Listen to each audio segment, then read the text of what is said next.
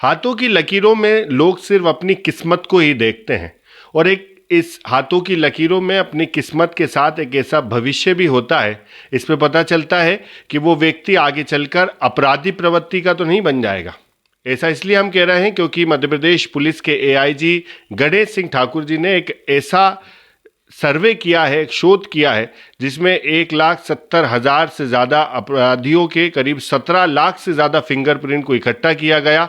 उस पर survey report पूरी तैयार की है और इसमें यह देखा गया है कि जो अपराधी होते हैं, जो हत्या करने वाले अपराधी हैं, उनके हाथों की लकीरें कैसे होती हैं, जो दुष्कर्म करने वाले अपराधी होते हैं उनके हाथों की लकीरें कैसे होती हैं, जो छोटे मोटे अपराधी होते हैं उनके हाथों की लकीरें कैसे होती हैं। एक बड़ा शोध तैयार किया गया है। इस पर बात करने के लिए हमारे साथ में गणेश सिंह ठाकुर जी हैं। सर, किस तरह से ये पूरा आपने शोध किया है और कैसे कैसे अपराधियों को आपने देखा और कैसी उनकी हाथों की लकीरें होती है जिससे आप समझ पाते हैं कि ये वो अपराध करेगा, ये उस अपराध से जुड़ा हुआ व्यक्ति है? मेरे शोध की जो शुरुआत है वो सबसे पहले एक लड़की और उसकी माँ के द्वारा एक हत्या करने के ऊपर से शुरुआत हुई थी इसकी।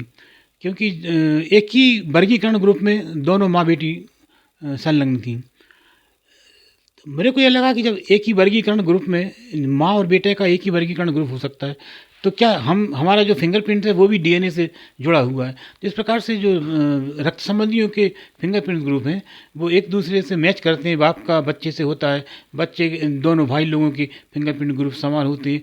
तो इस प्रकार से मैंने ये सोच धीरे धीरे आगे बढ़ाई। जबकि फिंगरप्रिंट समान हो सकते हैं, फिंगरप्रिंट ग्रुप समान हो सकती हैं, तो क्यों नहीं इन व्यक्ति लोगों की आपराधिक प्रवृत्तियाँ भी इस ढंग की हो सकती हैं। और मैंने अपनी सोच को आगे गति दी। सर, अभी तक आपने कितने अपराधियों से संपर्क किया, उनके फिंगरप्रिंट्स को कितने अपराधियों का आपने ऐसा इकट्ठा किया होगा जिसमें आपने ये देखा कि कौन सा व्यक्ति किस अपराध से जुड़ा हुआ हो सकता है? फिंगरप्रिंट शाखा भोपाल में लगभग 1,75,000 फिंगरप्रिंट अपराधियों के लगभग 17 लाख फिंगरप्रिंट्स की जांच मेरे द्वारा की गई। और मैंने अपनी जांच में जो पाया कि कई ऐसे वर्गीकरण ग्रुप हैं, लगभग 96 वर्गीकरण ग्रुप हैं जिसमें यदि कोई व्यक्ति होता है तो वो अपराध की ओर नहीं जाता है।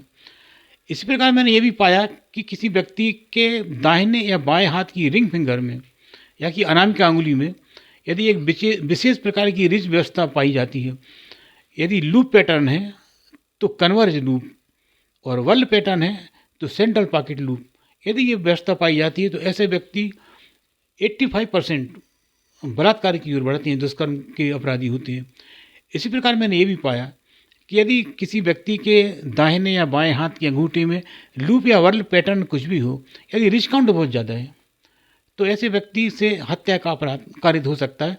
और मैंने ये भी लिखा है कि लोग ऐसे जो भी हैं वो अपने आप को संभालें, क्योंकि इस पुस्तक को इतनी सरल हिंदी में लिखा गया है कि लोग उस पुस्तक को पढ़ के ये समझ सकते हैं कि वो किस वर्गीकरण ग्रुप में और उनके पैटर्न्स कैसे हैं। सर, आपने ये भी शोध में देखा होगा कि एक अपराधी जो जैसे कोई व्यक्ति अपराध करता है या जैसे आपने बोला कि उसके हाथों की लकीरें बता देते हैं कि वो आगे चलकर किस अपराध को अंजाम देगा, तो एक एज भी देखा होगा आपने कि कोई किस एज में जाके ये अपराध करता है या इस एज का व्यक्ति यह अपराध को ज़्यादा करता है? हाँ, मैंने इसमें 6 सारे जो हत्यारे हैं उनको 6 वर्गों में उनकी उम्र को बांट के इसका अध्ययन किया है। और 30 से लेकर 35-36 साल तक की उम्र जो रहती है वो ऐसी रहती है, इसमें व्यक्ति के हाथ से हत्या ज़्यादा होती हैं। तो ऐसा ये ग्रुप भी लिखा है मैंने। इस प्रकार एक नाम भी लिखा है मैंने एक व्यक्ति का, क्योंकि शोध कार्य जब चलते हैं तो कई सह खोज भी सम्मिलित होती जाती हैं। तो एक नाम जो मैंने ढूंढा है, बड़ा रेयर नाम है। आसपास की कॉलोनियों में, आसपास के आपके मोहल्लों में कोई एक बंदा भी ऐसे नाम का नहीं होता, और ये नाम है मांगीलाल। यदि इस ढंग का कोई नाम होता है तो कहीं ना कहीं से अपराध से जुड़ा होता है।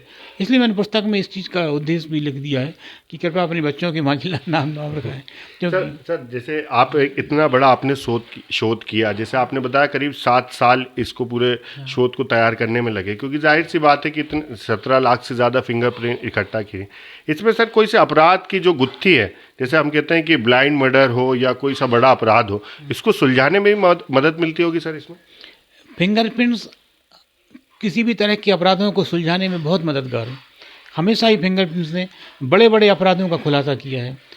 और पिछले 2 साल में तो घटनास्थलों पर पाए गए चांस प्रिंट से लगभग 450 प्रकरणों को फिंगरप्रिंट शाखा भोपाल ने सॉल्व किया है। तो फिंगरप्रिंट से व्यक्ति की पहचान तो हो जाती है, लेकिन जो मैंने शोध किया है वो फिंगरप्रिंट्स और व्यक्ति विशेष की आपराधिक प्रवृत्ति क्या है, इसके ऊपर मेरा शोध है। और जैसा कि मैंने उस पुस्तक में लिखा है कि इस ढंग के यदि व्यक्ति के फिंगरप्रिंट्स हैं तो इस ढंग का अपराध करेगा। तमाम अपराधों के बारे में फिंगरप्रिंट्स की इस पुस्तक में मैंने लिखा है। सर, हैंड राइटिंग से भी इस बात का अंदाजा लगाया जा सकता है कि जैसे आपने कहा कि छोटे अक्षर लिखता है तो ये अपराध करेगा, या बड़े अक्षर लिखता है तो इस तरह के अपराध करेगा, ये किस तरह का फॉर्मूला? तमाम तरह की शोध कार्य हमेशा ही जारी रहते हैं, और जहाँ तक ये मेरा फिंगरप्रिंट शोध है, ये अभी तक फिंगरप्रिंट आकृतियों पर इस ढंग की आपराधिक प्रवृत्ति की खोज दुनिया में पहली बार की गई है जो मैंने की है। राइटिंग का जहाँ तक सवाल है तो मैंने इसलिए उसको लिख दिया है, मैंने ये बताने का प्रयास किया है कि रोज़ कुछ ना कुछ नई नई खोजें होती रहती हैं। तो राइटिंग के ऊपर भी कुछ खोज हुई है कि मोटी राइटिंग है तो इस ढंग की प्रवृत्ति होगी, और बारीक राइटिंग है तो इस ढंग की प्रवृत्ति होगी। ये मैंने उसमें सिर्फ ऐसा लिखा हुआ है। तो बिल्कुल ये एक ऐसा शोध है जो देश में पहली बार हुआ है जिसमें 17 लाख से ज़्यादा फिंगरप्रिंट को कलेक्ट किया गया, और ये देखने की कोशिश की गई कि ऐसे फिंगरप्रिंट्स के जो अपराधी होते हैं वो बाकी के अन्य व्यक्तियों में अगर मिलते हैं तो वो भी इस अपराध की तरफ बढ़ सकता है। और अगर पहले से इस व्यक्ति को पता चल जाए कि उसकी लकीरें ये बताती हैं कि वो ऐसे अपराध की ओर जाएगा तो पहले से सावधान रहे, और ऐसे जब मौके आए तो यहाँ से वो कैसे बच सके। तो ये एक बड़ा शोध है जो देश में पहली बार किया गया है, और आगे भी इसको जारी रखने की बात कर रहे हैं। और उनका यही कहना है कि इसके माध्यम से कई जो गंभीर अपराध हैं, जो ब्लाइंड केसेस हैं, उसको सॉल्व करने में आसानी मिली है, और आगे भी इस तरह से जो फिंगरप्रिंट शाखा है वो जिस तरह से काम करती है, इससे बड़े मामलों में सुलझाने में आसानी होती है। भोपाल से TV9 मध्य प्रदेश छत्तीसगढ़ के लिए आमिर खान।